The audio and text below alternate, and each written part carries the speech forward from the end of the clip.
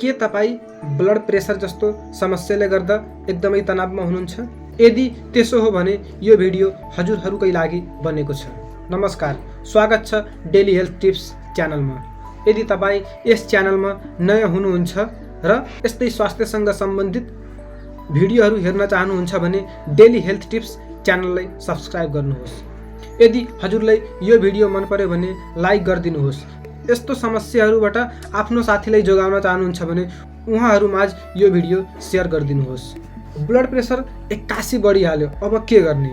कतिपयको विचारमा आउला अब नुन खान छोडिदिने, केही दिन औषधि चलाउने र छोडिदिने। त्यो सब भनेको गलत हो। त्यही सब कुरा प्रश्न पार्नलाई म यो भिडियो बनाइरहेको छु।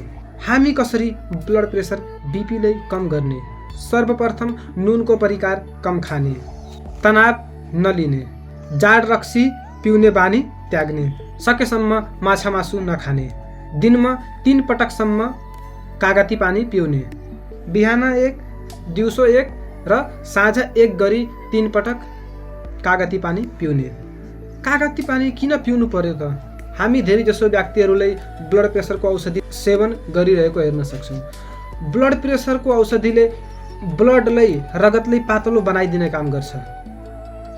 त्यही काम कागती पानीले पनि गर्छ।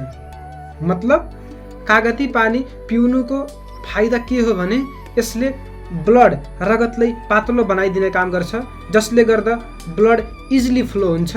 त्यसले ब्लड प्रेसर बढ्नबाट बचाउँछ। कागती पानी पिउने व्यक्तिले एउटा कुरो के ख्याल राख्नुपर्छ भने हामी कागती पानी पिइसकेपछि 45 मिनटसम्म केही चिजबिज नखाने।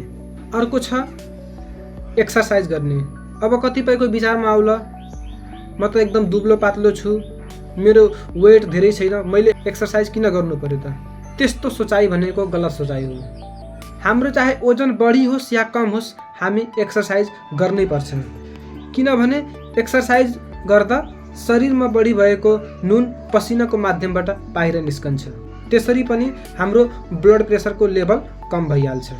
यदि ब्लड प्रेसर बढी भएको व्यक्तिलाई सास फेर्न अप्ठ्यारो हुन्छ भने 30 ग्रामसम्म अदुवा चपाएर खाइदिने। यदि मैले भनेको कुरो अपनाउँदा पनि हजुरको ब्लड प्रेसर कम भएन भने के गर्ने?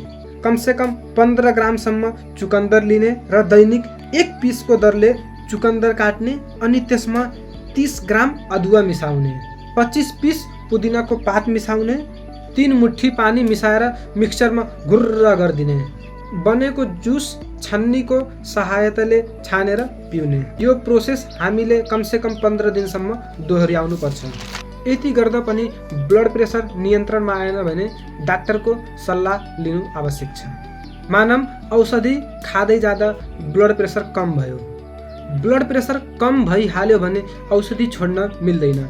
यदि हामी आफ्नै मनोमानी गरी डाक्टरसँग सल्लाह नलिई औषधि छोडियो भने त्यसले मृगौलामा अट्याक गर्न सक्छ, मृगौलालाई कमजोर बनाउन सक्छ, साथै यसले किडनी स्टोन, पत्थरी जस्तो समस्या पनि निम्त्याउन सक्छ।